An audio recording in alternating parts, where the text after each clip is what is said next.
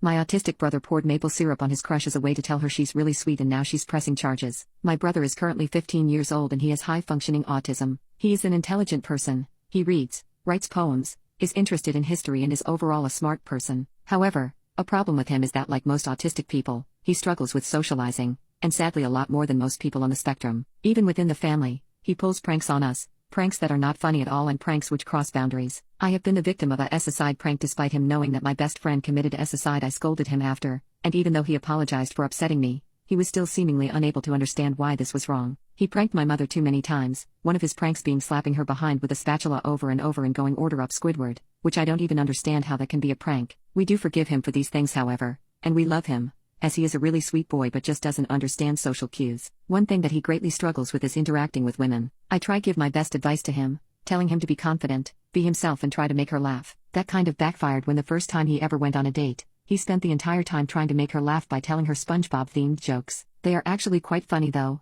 Why is Patrick so dumb? Because he lives under a rock. Anyway, my brother has recently developed a crush on a girl in his class. I know the girl. Her name is Kim and she is really sweet. I am friends with her older sister. Well, my brother and I are very close, and he told me about Kim for the first time a month and a half ago. He told me that he thought she was really pretty and he couldn't stop staring at her whenever they shared class. I told him that it's really cute that he has a crush, but advised him to stop staring at her as it can make women uncomfortable. He responded by saying, "Yeah, I know, she has already told me to stop being weird and looking at her once, so I've stopped." I don't get the big problem though. I went on to explain to him why the staring would make her uncomfortable, as people generally don't like being watched as it feels like their personal space is being invaded. He responded, "I'm not invading her personal space. It's not like I'm running over to her giving her a massive hug before each class." I told him that's how it is, and you can also invade people's personal space mentally, not just physically. We had a talk about it where I told him that he will have to eventually just approach the girls he likes. He can't forever resort to loving them from a distance. This seemed to strike a chord in him. I have told him this before, but it seemed to connect this time,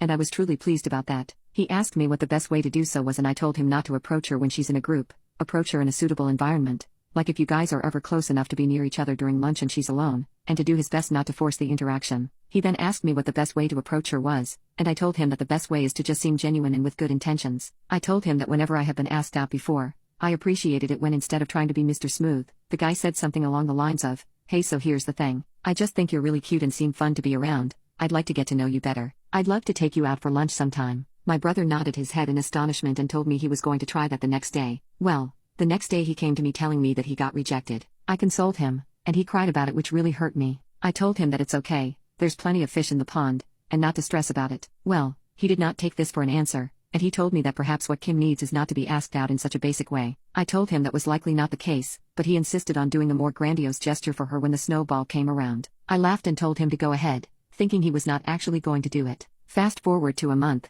It was now a week until the snowball. One night my brother came to me excitedly, telling me that Kim has not been asked out by anyone, and the guy she asked out rejected her and she looked down about it. He told me this was his chance and told me he had something amazing prepared for her. I asked him if he was actually going to go through with whatever he planned to, and he said yes. I asked him what it was and he told me not to worry. And like an idiot, I didn't worry. It's not like he would lather himself in peanut butter and walk up to her asking her to be the crunchy to his smooth. Well, the next day my brother enacted the plan. I was not there to see it, but the recount I got from my brother made me go through the entire scope of human emotions all within the space of 5 minutes, as well as experience the 5 stages of grief. Turns out my brother found out weeks prior that Kim really likes pancakes with maple syrup by eavesdropping one of her conversations with her friends, and he decided to use this to his advantage. So he came into school with a glass bottle of maple syrup. He waited until lunch when Kim was sitting at a table and eating food, and he walked up behind her and planted a piece of paper on the desk that said, "You're sweeter than maple syrup. Will you go to the snowball with me?" Then proceeded to rain maple syrup down onto her head. She got up and screamed, then started crying while yelling at my brother, calling him a selection of names, even referring to him as a and R-worded douchebag.